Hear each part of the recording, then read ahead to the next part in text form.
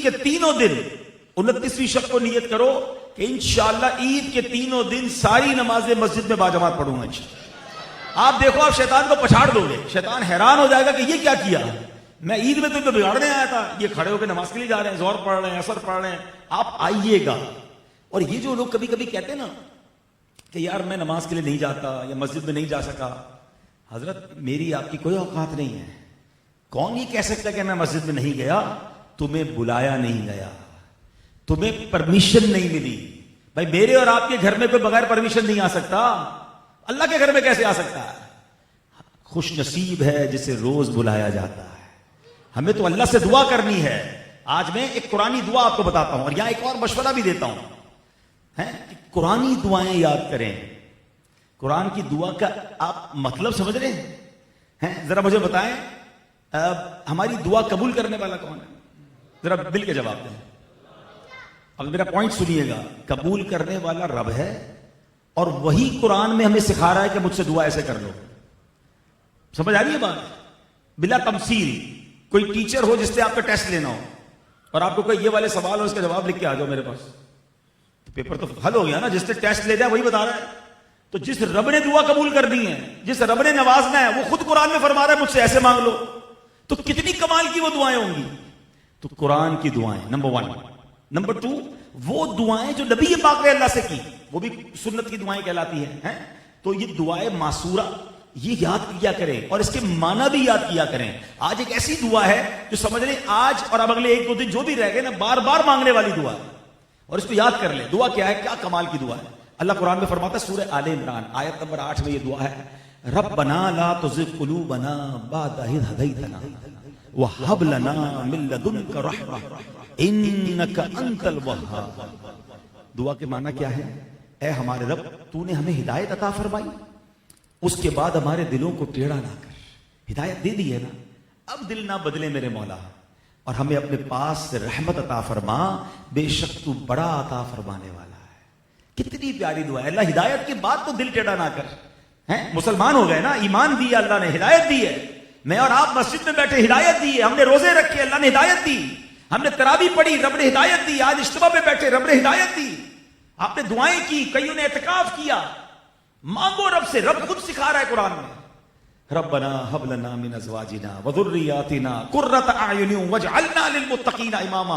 روز ہم اپنے بچوں کے لیے دعا کرتے ہیں، فیملی کے لیے دعا کرتے ہیں، مگر قرآن سکھا رہا ہے رب سے فیملی کے لیے کیا مانگنا ہے، اور یہ نبی پاک بھی مانگا کرتے تھے۔ اے اللہ ربنا هب لنا من ازواجنا وذرياتنا، اے اللہ ہمارے گھر والوں میں، بچوں میں، فیملی میں پیار دے دے، قرة اعین، اے اللہ میری آنکھوں کی انہیں ٹھنڈک بنا دے، وَاجْعَلْنَا لِلْمُتَّقِينَ إِمَامًا، اے اللہ ہم سب کو متقیوں کا امام بنا دے۔ کیسی پیاری دعائیں ہیں، قرآن کی دعائیں۔ تو آج جو دعا میں نے آپ کو عرض کی ہے، دوبارہ اس کو سنیں، کیا خوبصورت دعا ہے، ربنا لا تزغ قلوبنا بعد إذ هديتنا وهب لنا من لدنك رحمة إنك أنت الوهاب۔ اس کا اردو معنی کیا بنے گا کہ اللہ ہمارے دلوں کو تو نے ہدایت دی ہے، ہدایت دے کے پھر پھیرنا مت ہے، اللہ ابھی دور مت کر دینا، دل ٹیڑھے نہ ہو جائیں، اپنی رحمت سے حصہ دے دے، بے شک تو بڑا عطا فرمانے والا ہے۔ اب یہ ساری آپ سوچیں کتنی ہدایتیں ملی ہوئی ہیں، لیکن چاند رات ہوتے ہی کئی لوگ ہیں جن کے دل ٹیڑھے ہو جاتے ہیں، جو ہدایت سے دور ہو جاتے ہیں، جو اللہ کے گھر سے دور ہو جاتے ہیں۔ پلیز اس بار ایسا مت کرنا۔ ہمیں رمضان سکھانے آئے، زندگی کا کیا بھروسہ۔ آج کراچی والوں نے تھوڑی دیر پہلے جو عشاء کے بعد منظر دیکھا ہے، کچھ سمجھا آپ نے اس سے؟ یہ کیا تھا؟ 10-15 منٹ کی کہانی تھی نا، مگر ہلا کے رکھ دیا۔ جو ہوائیں تھیں، جو شور تھا، جو آندھی تھی، جو چیزیں گر رہی تھیں، اللہ اکبر، کاش یہ بات سمجھ آئے کہ ہم ان چیزوں سے سمجھے کہ رب نے اپنی قدرت کا ایک جھلک دکھائی ہے۔ آپ قرآن پڑھیں نا کہ ایسی قومیں گزری، قوم عاد، قوم سمود، جن کے کئی گز لمبے قد تھے، اور ان پر آندھی کا عذاب آیا، اٹھا کے پھینک دیا آندھی نے، گھر تباہ برباد، یعنی وہ پوری قوم تہس نہس کر دی گئی۔ سچ بتاؤ اگر آج جو ہوا تھی، اگر یہ ڈبل سپیڈ سے ہو جاتی اور یہ 1-2 گھنٹے چلتی، تو مجھے تو لگتا ہے بلڈنگیں گرنا شروع ہو جاتی۔ کتنی چیزیں گری، بڑے بڑے درخت گر گئے، بڑے بڑے سائن بورڈ گر گئے، کتنی نہ جانے غریبوں کی چھتیں اڑ گئی ہوں گی۔ ہمیں تو اللہ کا پہلے یہ شکر ادا کرنا ہے کہ ہمارے گھر پر چھت ہے، آج تو ہو سکتا ہے کتنے لوگ بے گھر ہو گئے ہوں گے، اللہ انہیں بہترین گھر عطا فرمائے، ہمیں ان کی خیر خائی کرنے والا بنائے. لیکن یار احساس نہیں، اوقات کیا ہے ہماری، حیثیت کیا ہے ہماری، اتنا کرو فر، اتنا جاہو جلال، اتنی پلاننگ. آدھے گھنٹے کی ہوا ادھر سے ادھر کر سکتی ہے، اور ایک ہوا قیامت کے دن بھی چلے گی، ایک زلزلہ قیامت کے دن بھی آئے گا. وہ کیا ہوگا؟ قرآن کہتا ہے نا القارعۃ مل قارعۃ. پڑھیں قرآن، سمجھے تو صحیح کیسے کیسے میسج ہیں. وما ادراک مل قارعۃ. قرآن کہتا ہے تم نے کیا جانا قارعہ کیا ہے.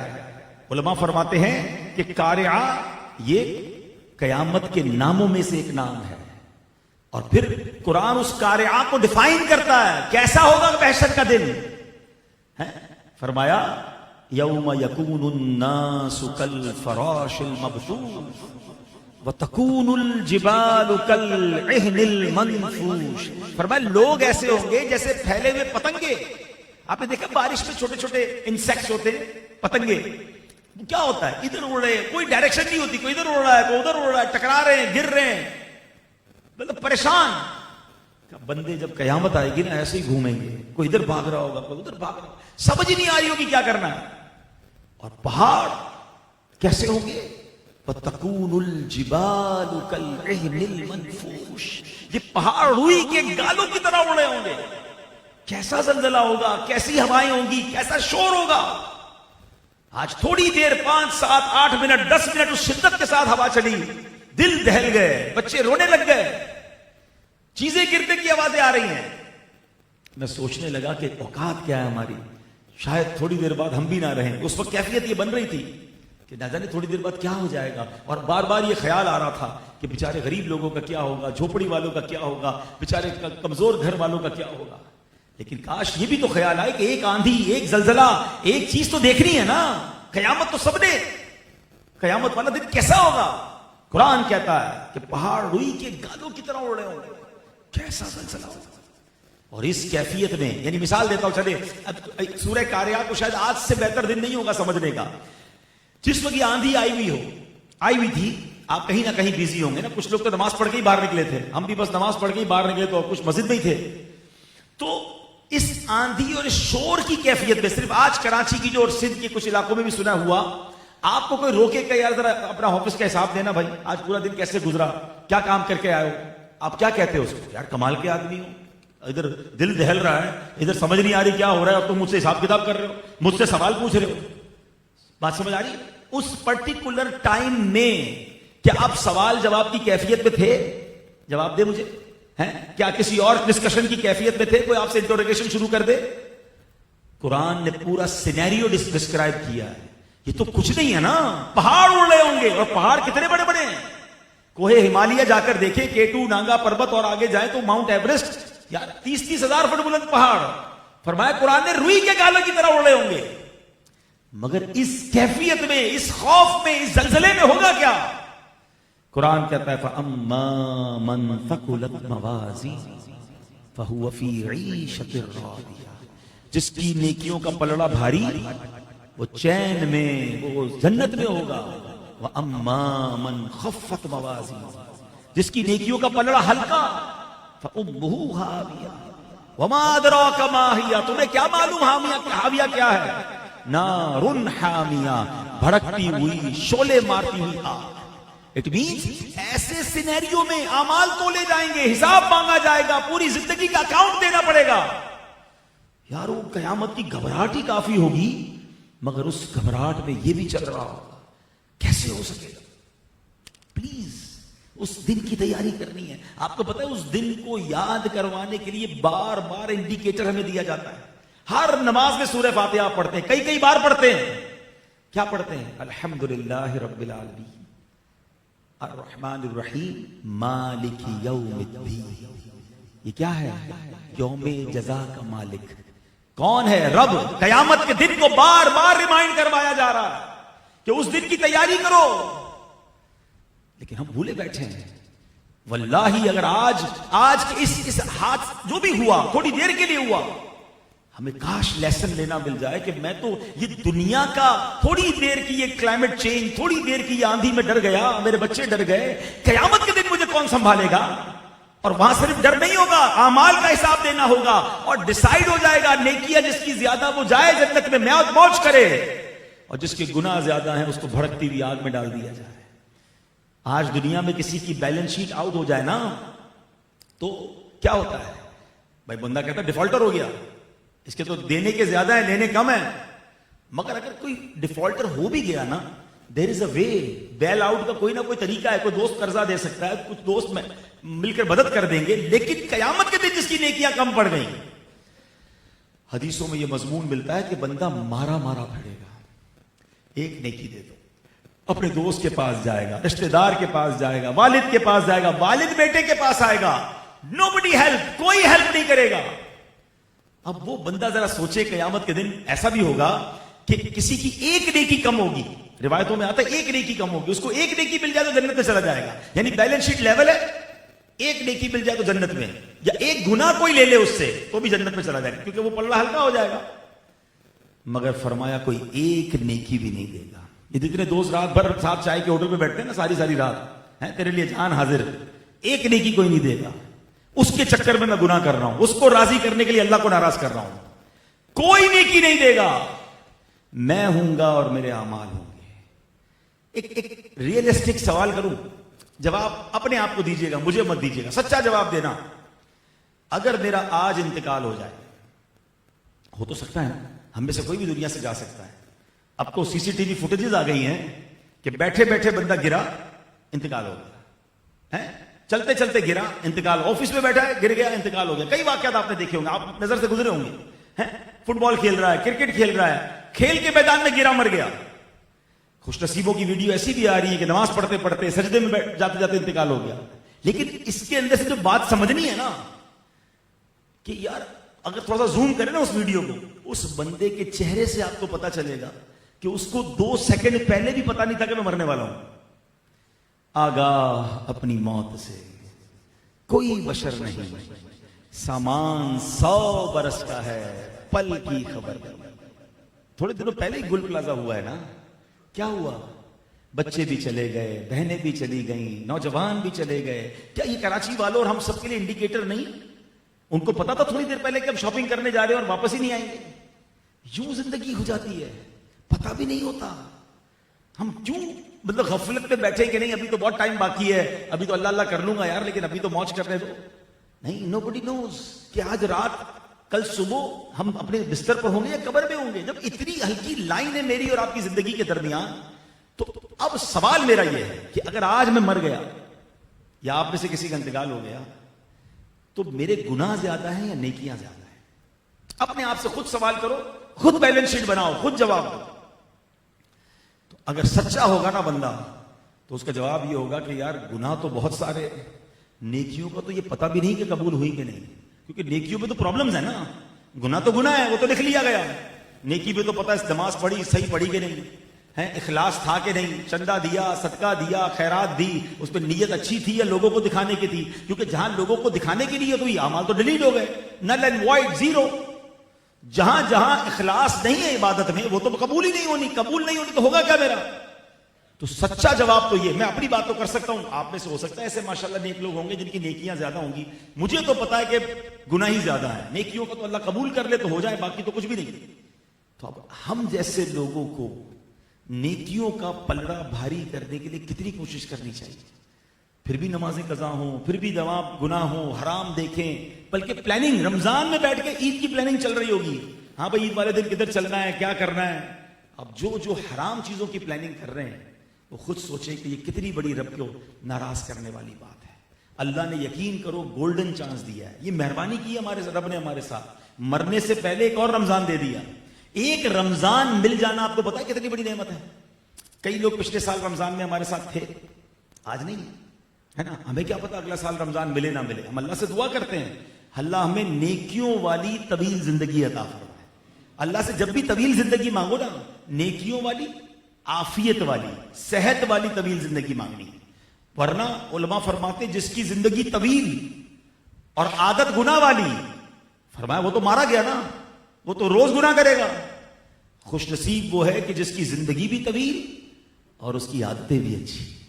ایک بار نبی پاک علیہ السلام کی بارگاہ میں دو شخص آئے, ایک ساتھ کلمہ پڑھ کر مسلمان ہوئے. دو بھائی تھے, دونوں کلمہ پڑھ کر ایک ساتھ مسلمان ہو, دونوں صحابی بن گئے. ایک عرصے کے بعد ایک بھائی جہاد میں لڑتے لڑتے شہید ہو کر انتقال ہو گیا. دوسرے بھائی کا 1 سال بعد نارمل جیسے طبعی موت میں انتقال ہوتا ہے ویسے انتقال ہو گیا. دونوں بھائی انتقال کر گئے. ایک صحابی رسول نے دونوں کو دیکھا خواب میں کہ دونوں بھائی جنت کے دروازے پر ہیں, مگر شہید ہونے والے سے پہلے جو بعد میں مرا نارمل لائف میں, نارمل موت میں, اس کو جنت میں پہلے بلا لیا گیا. شہید کو داخلہ اس کے بعد ملا. وہ صحابی رسول نبی پاک کے پاس آئے, کہتے حضور کمال ہو گیا, 2 بندے ایک ساتھ ایمان لائے اور دونوں نے برابر نیکیاں کی, مگر ایک 1 سال پہلے چلا گیا مگر وہ شہید ہوا, دوسرا نارمل لائف میں انتقال ہوا. مگر نارمل مرنے والا انتقال کرنے والے صحابی کو جنت پہ پہلے بلا لیا. سرکار دو عالم علیہ السلام نے پتہ کیا فرمایا, کیا یہ جو بعد میں انتقال جن کا ہوا, کیا انہوں نے 1 سال تک اتنی نمازیں نہیں پڑھی؟ کہا جی حضور نمازیں پڑھی. پوچھا کیا ان کو 1 رمضان زیادہ نہیں ملا؟ کہا حضور ہاں 1 رمضان زیادہ ملا. فرمایا کیا انہوں نے اس رمضان میں روزے نہیں رکھے؟ کہا جی حضور پورا مہینہ روزے رکھے. آقا فرماتے پھر ان دونوں میں زمین اور آسمان کا فرق کیوں نہ ہو. بات سمجھ آئی؟ شہید پہلے دنیا سے چلا گیا, مگر 1 سال مزید جینے کی وجہ سے, ایک اور رمضان ملنے کی وجہ سے, پورا سال نمازیں پڑھنے کی وجہ سے اس بندے کی نیکیاں اس شہید سے بھی زیادہ ہوتی. یہ ہے رمضان, یہ ہے طویل عمر, کہ نیکیوں والی طویل عمر ہے نا. پھر تو بارے نہیں آ رہے ہیں. خوش نصیب ہے وہ بندہ جس کا ہر دن عبادت میں گزر رہا ہے, ہر دن نیکیوں میں اضافہ. مگر وہ بندہ کدھر جائے گا کہ جو روز اللہ کی نافرمانی اور کئی نافرمانیاں, میٹر جاری گناہ کا, صبح و شام گناہ, صبح و شام نماز قضا. یعنی سمجھ نہیں آتا کہ رمضان کے بعد ہو کیا جاتا ہے. کئی لوگ ملتے ہیں, کہتے ہیں یار نماز پڑھتا ہوں لیکن فجر میں آنکھ نہیں کھلتی, 4 نمازیں پڑھ لیتا ہوں. بڑے فخر سے بتاتے ہیں بھائی کیوں نہیں فجر پڑھتے؟ وہ آنکھ نہیں کھلتی ہے. اور وہ تمام بھائیوں سے میری اگر لائیو بہنیں سن رہی ہیں, کبھی آپ کی صبح 6 بجے فلائٹ ہو تو کبھی ایسا ہوا کہ یار آنکھ نہیں کھلی, آج فلائٹ چلی گئی. 7 بجے صبح ٹرین ہو, یار آنکھ نہیں کھلی, ٹرین چلی گئی. کوئی آپ کی ایمبیسی میں انٹرویو ہو, آنکھ نہیں کھلی یار انٹرویو نکل گیا. آپ کی کسی آفس کا کیا نام ہے اپوائنٹمنٹ ہو, انٹرویو ہو جاب کے لیے, صبح 8 بجے کسی نے بلایا ہو, وہ ٹائم سے پہلے پہنچ جائیں گے. باقی تمام چیز میں آنکھ کھل جاتی ہے. 7 بجے فلائٹ ہے, 4 بجے ایئرپورٹ پہ ہوں گے. 4 دوستوں کو بھی بتائیں گے وہ اٹھا دینا یار, فلائٹ چلی گئی تو 40,000 روپے لگ جائیں گے بھائی, 9 شو کے لگ جائیں گے, چینج کرانا مشکل. ایمبیسی میں فجر سے پہلے لائنیں لگی ہوئی ہیں. یار یورپ کا, امریکہ کا یا دنیا کے کسی اور کے ویزا کے لیے تم صبح فجر سے پہلے جاگ سکتے ہو. جنت کا ویزا مل رہا ہے فجر کی نماز میں, اس کے لیے آنکھ نہیں کھل رہی. اٹ مینس, اس کا مطلب کیا ہے, ہماری نظر میں وہ نماز کی پریورٹی نہیں ہوتی.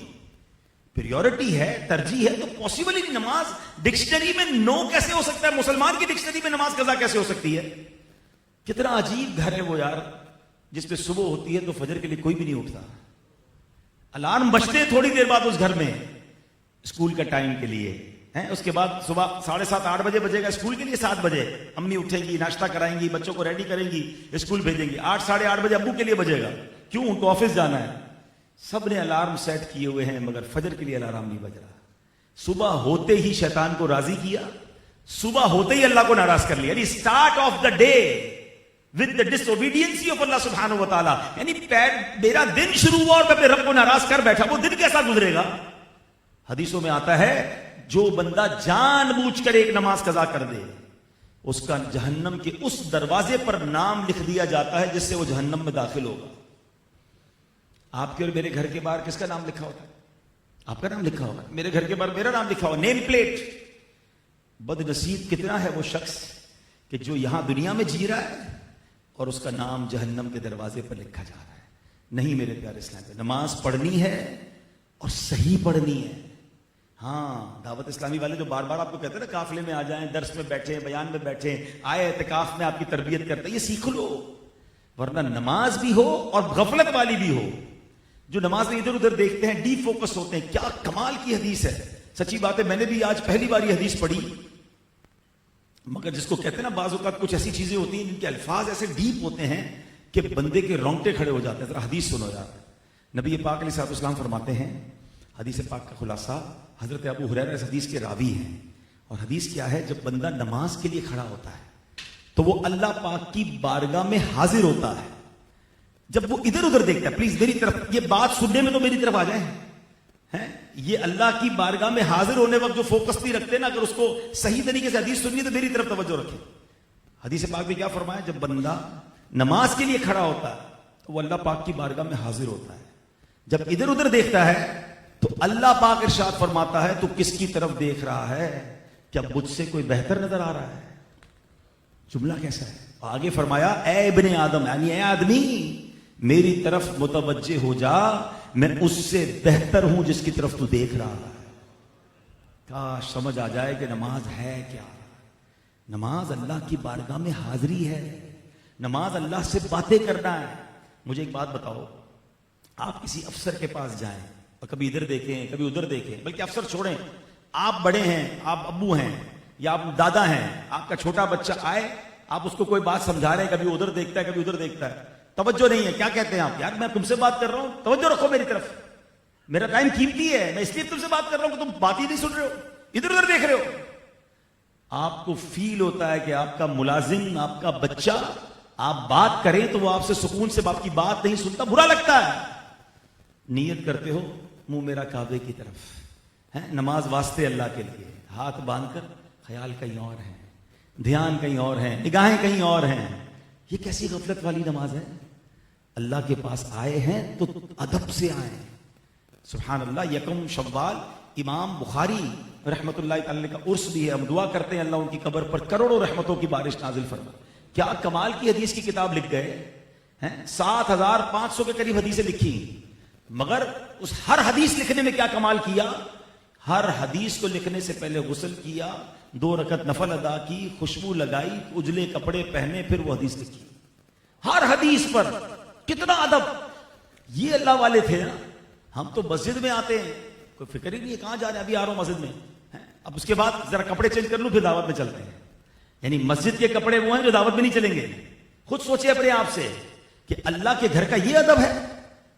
افطاریوں میں کیا ہو رہا ہے, سموسے, پکوڑے, پیاز, چنے سب کھائے, آگے نماز پڑھنے. بھائی منہ میں بدبو ہے آپ کے, مسجد میں نہیں آ سکتے اس حالت میں, صاف کر کے آئیں. پراپر آپ کے کپڑے ہوں, عطر لگا ہوا ہو, بال بنے ہوئے ہوں. اللہ کے گھر کا کوئی کرام نہیں. آپ کو کوئی کہے یار ذرا جلدی چلیں بھائی, وزیر اعظم سے ملاقات ہے, یار رکو تو صحیح, طرح کپڑے تو دیکھ لو. اللہ سے ملاقات ہے بھائی مسجد میں, اس کے کپڑے, اس کا انداز, اس کا ادب.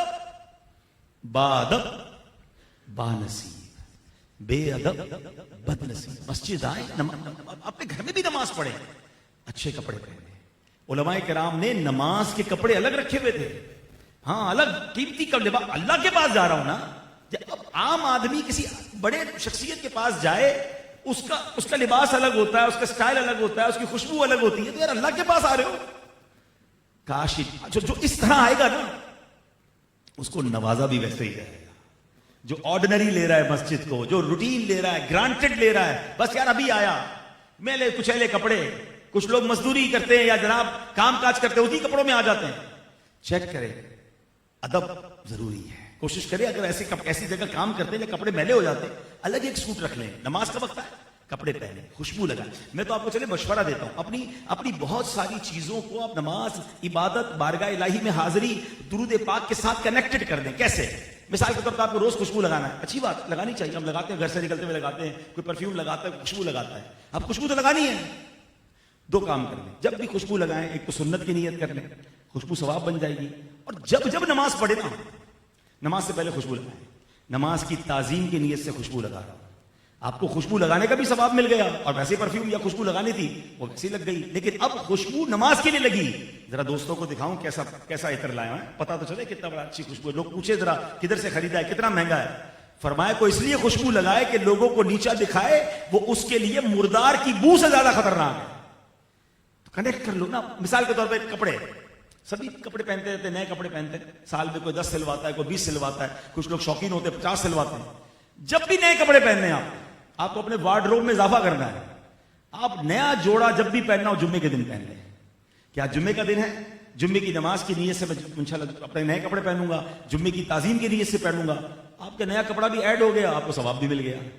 جتنی بڑی راتیں آ رہی ہیں آپ کو اور جوڑے ایڈ کرنے ہیں. بھائی 12ویں شریف, سبحان اللہ, اس سے بڑی کون سی عید ہے؟ 12 ربیع الاول کو انشاءاللہ نیا جوڑا پہنوں گا. پیارے آقا کی معراج کی رات, شب معراج جوڑا نیا پہنوں گا. شب برات, سبحان اللہ, اس رات کو جوڑا پہنوں گا. تو اب نیت اگر یہ ہے کہ ان بڑی راتوں کی تعظیم, عبادت کی تعظیم کے لیے نئے کپڑے پہنوں گا, آپ کے وارڈروب میں اضافہ تو ہو رہا ہے, مگر ہر جوڑا آپ کے لیے نیکی بھی لا رہا ہے. انما الاعمال بالنیات. تو جتنا فوکس کر کے, جتنا اچھے انداز میں نماز پڑھیں گے, اس کی برکتیں اور ملے گی. آخری حدیث سنا کر پھر اپنی گفتگو ختم کرتا ہوں. خادم نبی حضرت انس بن مالک رضی اللہ عنہ سے روایت ہے کہ اللہ پاک کے پیارے نبی مکی مدنی صلی اللہ علیہ وسلم کا فرمان عالی شان ہے, جو نمازیں اپنے وقت میں ادا کرے اور نماز کے لیے اچھی طرح وضو کرے, اچھی طرح, اور اس کے قیام, خشوع, رکوع اور سجود پورے کرے, تو اس کی نماز سفید اور روشن ہو کر یہ کہتی ہوئی نکلتی ہے, اللہ پاک تیری حفاظت فرمائے جس طرح تو نے میری حفاظت کی. نماز نمازی کے لیے دعا کر رہی ہے.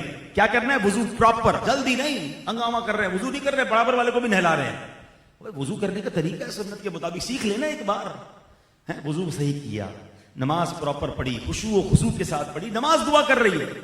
پھر آگے فرمایا کہ جو شخص نماز بے وقت ادا کرے, نماز کا ٹائم نکل گیا پھر پڑھ رہا ہے, کامل اچھی طرح وضو نہ کرے, اس کے خشوع, رکوع اور سجدے پورے نہ کرے, تو وہ نماز سیاہ تاریک یعنی کالی اندھیری ہو کر یہ کہتی ہوئی نکلتی ہے, اللہ پاک تجھے ضائع کرے جس طرح تو نے مجھے ضائع کیا. اب غور کر, یہاں تک کہ اللہ پاک جہاں چاہتا ہے وہ نماز اس جگہ پہنچ جاتی ہے. پھر وہ بوسیدہ یعنی پھٹے پرانے کپڑے کی طرح لپیٹ کر اس نمازی کے منہ پر مار دی جاتی ہے. یعنی ایسے بھی نمازی ہوں گے جن کی نماز ان کے منہ پر ماری جائے گی, نہ فرض درست ادا کر رہے ہیں, نہ اس کے واجبات پتہ ہے, نہ وضو ٹھیک, نہ نماز کی تلاوت ٹھیک. دنیا کی ہر چیز سیکھ لی یار, نماز نہیں سیکھی. کہاں سیکھی؟ وہ ابو کو پڑھتے دیکھا تھا تو ویسے ہی پڑھ رہا ہوں, وضو خانے پہ 4 لوگوں کو وضو کرتے دیکھا تو ویسے وضو سیکھ لیا. پراپر سیکھ لینا بھائی. دعوت اسلامی والے نماز کورس کرواتے ہیں, فیس بھی نہیں لیتے. ایک بار سیکھ لیں, ورنہ ایسا نہ ہو کہ نمازی لعنت بھیج رہی ہو. نماز تو ایسی پڑھنی چاہیے کہ ہر نماز ہمارے درجے بلند کرے, ہر نماز ہماری نیکیوں میں اضافہ اور رب کے قریب کر دے. تو اے میرے پیارے اسلامی بھائی, اب اس میں بعض اوقات نماز کے چور ہوتے ہیں. حدیث میں نماز کا چور کہا گیا جس کا رکوع اور سجدہ ہی ٹھیک نہیں ہوتا.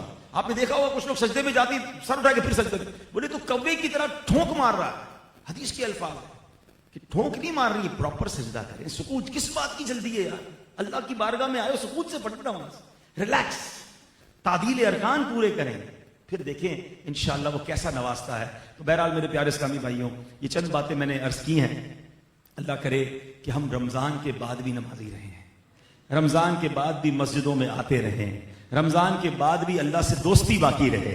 اس پہ آپ کو میں نے ٹپ دے دی ہے, جو ریزن ہے وہ بتا دیا ہے کہ ہم اٹھ کر وہیں جاتے ہیں, انہی دوستوں میں جاتے ہیں جو ہمیں نیک نہیں بننے دیتے. اگر اللہ کا نیک بندہ بننا ہے, اگر جنت میں بلا حساب جانا ہے, پکا نمازی بننا ہے نا, تو غور کر لیں وہ کون دوست ہیں جو مجھے نمازی اور نیک, ان کو چھوڑ دیں. نہیں چاہیے مجھے ایسے دوست. کیا کرنا ہے جو دنیا میں مجھے اللہ سے دور کر دیں. روایتوں میں آتا ہے دوست وہ ہوتا ہے جس کو دیکھ کر خدا یاد آ جائے. اپنے دوستوں میں چیک کر لیں, اگر دوست ایسے جن کو دیکھ کر خدا یاد آتا ہے, کیری آن. اگر ان کے پاس جا کر خدا کو بھول جاتے ہیں, ان کے پاس جا کر حرام چیزیں یاد آتی ہیں, تو پھر فیصلہ کر لیجئے, کیونکہ ٹائم تھوڑا ہے, پتہ نہیں کب بلاوا آ جائے, کب واپسی کا سفر شروع ہو جائے. تو تیاری دنیا میں ہی کرنی ہے. اللہ سے دعا ہے کہ رب کریم ہم سب کو اپنی پسند کی زندگی گزارنے کی توفیق عطا فرمائے. ایک اور آپ کے دل کو چھونے والی بات کروں. آپ کو پتا ہے آپ سب کی, جی ہاں آپ سب کی پیارے آقا سے ملاقات ہونے والی ہے. سبحان اللہ تو کہہ دو یار. ایک غلام کے لیے اس سے اچھی کیا بات ہوگی, اور وہ ملاقات 1 to 1 ہوگی, کوئی اور نہیں ہوگا, ہے نا کمال کی بات. اور سب کی ہوگی, اور کہاں ہوگی؟ ہماری قبر پر ہوگی. ٹھیک ہے, یہ تو طے ہے, آج نہیں تو کل مرنا ہے. جب بھی مرنا ہے نبی پاک قبر میں کرم فرمائیں گے. ٹھیک ہے, اب وہ ملاقات کیسی ہونی چاہیے اس کی تیاری شروع کر دو. آپ کی فیوریٹ پرسنالٹی سے آپ کی ملاقات کوئی کہہ دے, دنیا میں بھی کوئی فیوریٹ ہو کہ یار آپ کی فیوریٹ پرسنالٹی سے ملاقات, اچھا کب ہے یار, رکو میں کوئی گفٹ تو لے لوں, تیاری تو کر لوں, ان سے ملاقات ہوگی. اچھا پھر بندہ جملے بنا رہا ہوتا ہے کہ یار کیا بات کروں گا، کیسے بات کروں گا، تھوڑی دیر ہی تو ملے گی، ذرا اچھے طریقے سے ان سے ملوں گا، اللہ کرے وہ مجھ سے خوش ہو جائیں. ایسا ہی ہے نا، نبی پاک سے ملاقات ہوتی ہے. امیجن تو کرو یار. اور اس ملاقات میں ان کا چہرہ دکھا کر ایک سوال کیا جائے گا. قبر میں سوال ہوگا نا، ما کنت تقول فی حق ھذا الرجل، دنیا میں اس پیاری شخصیت کے بارے میں کیا کہا کرتا تھا؟ بتاؤ، تیاری ہے؟ ابھی جواب تو ہم سب کو پتا ہے، اس کا جواب یہ کہ یہ تو نبی پاک ہے، ھذا رسول اللہ صلی اللہ تعالی علیہ وسلم. مگر یہ جو قبر کے 3 سوال ہے نا، اس سے سوال بھی پتا ہے ہمیں، جواب بھی پتا ہے. مگر قبر میں جا کر صحیح جواب وہی دے سکے گا جس سے رب راضی ہوگا، جس سے نبی پاک راضی ہوں گے. کہیں ایسا نہ ہو کہ اس ملاقات میں میرے آقا چہرہ پھیر لیں. نبی پاک کہیں ایسا نہ ہو اس ملاقات میں ناراض ہو. ایسی تیاری کر لو کہ قبر میں جب نبی پاک تشریف لائیں تو آقا سینے لگائیں کہ میرا غلام آیا ہے، ساری زندگی میری سنت پر عمل کرتا رہا، ساری زندگی مجھ پر درود بھیجتا رہا، میرے دین کی خدمت کرتا رہا، اس کی وجہ سے میرے دین کا نام روشن ہوا. ایسا عاشق رسول جب قبر میں جائے گا نا تو پھر تو اس کے وارے نہیں آ رہے، اس کو کس بات کا خوف ہے؟ وہ تو تیاری کر رہا ہے کہ آقا قبر میں آئیں تو نبی پاک کے قدموں میں جاؤں گا، آقا کی بارگاہ میں صلاۃ و سلام پڑھوں گا. شاعر لکھتے ہیں نا، اس عاشق رسول کی کیفیت کیا ہوگی کہ قبر میں سرکار آئیں تو میں قدموں پر گروں، گر فرشتے بھی اٹھائیں تو میں ان سے یوں کہوں کہ اب تو پائے ناز سے میں اے فرشتوں کیوں اٹھوں. مر کے پہنچا ہوں یہاں اس دل ربا کے واسطے، میں تو پہنچا ہی اسی لیے ہوں کہ حضرت سے نبی پاک سے ملاقات ہونی ہے. قبر میں تشریف لائیں گے مصطفیٰ، عادت بنا رہا ہوں درود و سلام کی. ارے تو ساری زندگی جن پر درود پڑا ہے، اب تو دیدار کا وقت آیا ہے. عاشق رسول تو انتظار کر رہا ہے موت کا. اعلیٰ حضرت کیا کہتے ہیں؟ جان دے دو وعدہ دیدار پر، نقد اپنا دام ہو ہی جائے گا. وعدہ دیدار ہے، مگر وہ سوچے جو سنتوں پر عمل نہیں کر رہا، وہ سوچے جو نماز قضا کر رہا ہے. آقا فرمائے جعلت قرۃ عینی فی الصلاۃ، نماز میں میری آنکھوں کی ٹھنڈک ہے، اور اس کی نماز قضا ہو رہی ہے. آقا فرمائے داڑھی رکھو، مونچھیں پست کرو، اور میرے دشمنوں جیسا چہرہ مت بناؤ. اور جو نبی پاک کی سنت نہیں سجا رہے وہ سوچے نبی پاک سے ملاقات میں کیا کرو گے. ہر نبی کی داڑھی تھی، ہر صحابی کی داڑھی تھی، ہر اہل بیت کے فرد کی داڑھی، مرد کی داڑھی تھی، ہر اللہ کے ولی کی داڑھی ہے. یعنی میں کیا کر رہا ہوں؟ جن سے محبت، جن کے ساتھ جنت میں جانا ہے وہ سارے داڑھی والے، اور میں یہ سنت نہیں سجا رہا دنیا کے چند لوگوں کے لیے. ارے یہ داڑھی پتہ ہے قبر میں کیا کام کرے گی انشاءاللہ. دیکھو آج رمضان کی آخری طاق رات ہے، اپنے بھائیوں کو مشورہ دے رہا ہوں، میں کسی سے ہاتھ نہیں اٹھواؤں گا. ہاں میں تو آپ کے دل کے دروازے پر دستک دے رہا ہوں کہ be ready for that amazing and blessed meeting. کمال ملاقات ہونے والی ہے. اس ملاقات کو یادگار بنانا ہے. اس ملاقات میں اللہ نہ کرے آقا کو ناراض نہیں کرنا. چہرہ اگر نبی پاک کی سنتوں والا نہ ہوا تو منہ کیسے دکھاؤں گا؟ داڑھی کیا کام کرے گی؟ پوچھو بریلی کے تاجدار سے. اعلیٰ حضرت کہتے ہیں لحد میں عشق رخ شہ کا داغ لے کے چلے. کہتے ہیں میں قبر میں جا رہا ہوں اور آقا کے چہرے کی نشانی لے کے جا رہا ہوں. بہت سنا ہے اندھیری رات ہے، سنا ہے قبر کی رات بڑی اندھیری ہے. کہتے لحد میں عشق رخ شہ کا داغ لے کے چلے، اندھیری رات سنی تھی چراغ لے کے چلے. یہ ایک بال انشاءاللہ داڑھی کا قبر میں نور بنے گا. سنت سجا لو یار. اب تو رمضان کا تحفہ لے لو. رمضان چلا جائے کوئی کہے رمضان سے کیا لیا تو آپ کہیں میں داڑھی رمضان میں مجھے مل گئی، اب میں نہیں چھوڑوں گا. اب گردن کٹے گی داڑھی نہیں کٹے گی. ہاں مجھے پتا ہے کل جیسی چاند دکھے گا تو نائی کی دکان پر لائن لگی ہوئی ہوگی. کیسے سنتوں کو نوچ نوچ کے کٹواتے ہو یار، نہ کرو. بہت کر لیا. اب توبہ کر کے جس سے میں ہاتھ نہیں اٹھواؤں گا. میں بس ایک کیفیت میں، ورنہ نارملی اس طرح میں ایمفسائز نہیں کرتا، مگر آج بھی چاہ رہا ہے. اپنے بھائی لگ رہے ہیں، ینگسٹر سارے میرے بھائی بیٹھے ہیں کہ یار جانا ہے آقا کے پاس، ملنا ہے نبی پاک سے. کیسے منہ دکھائیں گے؟ اور صرف داڑھی نہیں، باقی سی سنت بھی. سچ بولنا بھی سنت ہے، وعدے پورے کرنا بھی سنت ہے. مسلمانوں کے ساتھ کاروبار کریں تو دھوکہ نہیں دینا ہے، وقت پر پیسے دینے ہیں، پڑوسیوں کا ادب کرنا ہے، پڑوسی سے اچھا خیال رکھنا ہے، ماں باپ کا ادب، یہ بھی ساری سنتیں عمل کرنی ہے نا. کیوں؟ سنت کمال ایسا عمل ہے، جنت میں جانا ہے نبی پاک کے ساتھ انشاءاللہ. تو نبی پاک نے خود طریقہ بتا دیا ہے. فرماتے ہیں من احب سنتی فقط احبنی ومن احبنی کان معی فی الجنہ. جس نے میری سنت سے محبت کی اس نے مجھ سے محبت کی. جس نے مجھ سے محبت کی وہ جنت میں میرے ساتھ ہوگا. اب آپ کی مرضی ہے, ہمیں تو جنت والا راستہ چاہیے, وہ بھی نبی پاک کے ساتھ جانا ہے انشاءاللہ, سنت والا راستہ. اب دیکھو دعوت اسلامی کمال ہے نا, ہر جگہ سنتیں سکھا رہی ہے, سنتوں برا بیان, سنتوں برا قافلہ, سنتوں برا اجتماع. کیوں؟ سنتوں پر عمل کرو, آقا کے ساتھ جنت میں جائیں گے. ہیں کچھ لوگ سوشل میڈیا پر سنت ہی ہے چھوڑ دو, سنت کی کیا ضرورت ہے, وہ تو تراویح بھی چھوڑوا رہے تھے, تراویح بھی سنت ہے چھوڑ دو. کچھ لوگ پلان کر رہے ہیں کہ امت سنت سے دور ہو جائے, اور آقا فرما رہے ہیں جو سنت سے محبت کرے وہ ایسا ہے جیسے اس نے مجھ سے محبت کی, اور جس نے مجھ سے محبت کی وہ جنت میں میرے ساتھ. فیصلہ آپ کر لیں کس پر عمل کرنا ہے. غلام آقا کی سنت پر عمل نہیں کرے گا تو کس پر عمل کرے گا؟ بس یار میرا جملہ یاد رکھ لینا آج. آقا سے ملاقات ہونی ہے, اس ملاقات کی تیاری کر لو. سکسیسفل ملاقات کرنی انشاءاللہ.